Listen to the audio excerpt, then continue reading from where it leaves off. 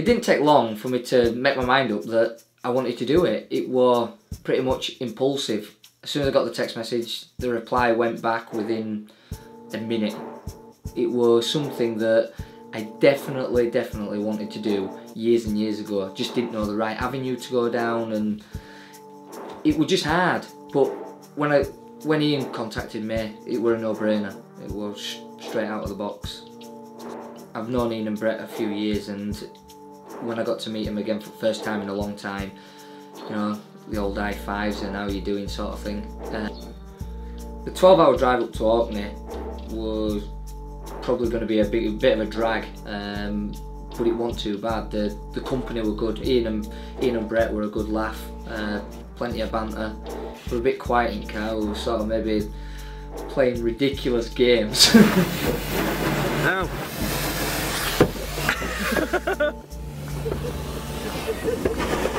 We're playing games like, guess how many calories is in my packet of crisps, or how many calories is in a bottle of Coke. But it killed time. It killed the time somewhat chronic.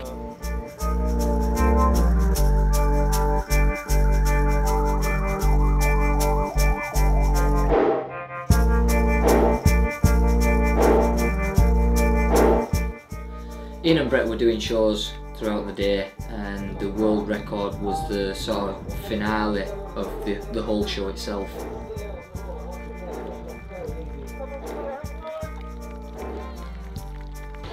Would I do it? Not today.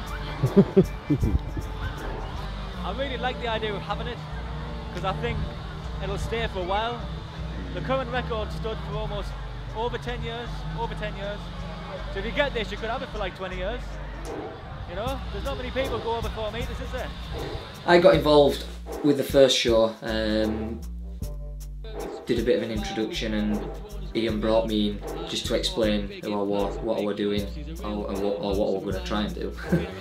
And we got onto the side-up competition, and literally I had 2 goes at it and managed to shindig myself. Belter.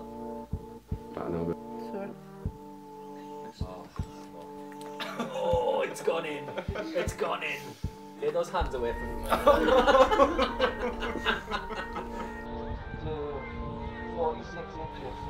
When Brett passed me and said, "Oh, it's nearly time," there were mixed emotions going through my head, and from panic, nervous, quite emotional, and I questioned if I wanted to do it. The first drop was getting it out. I think getting an idea of it, getting used to how big it actually was. I don't know if I anticipated I'd do it first time. I was hoping I would.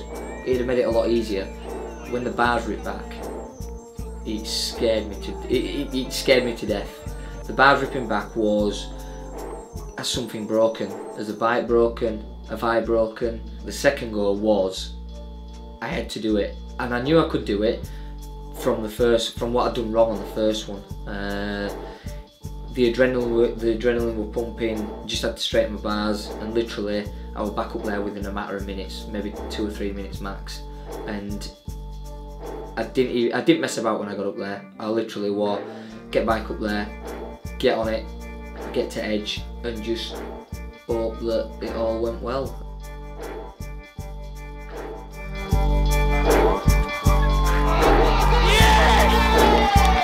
I rode away, and then what looks like I get tangled in the bike, and it was purely because I was just so emotional that I knew I'd done it. It was quite hard to accept, really. Woo!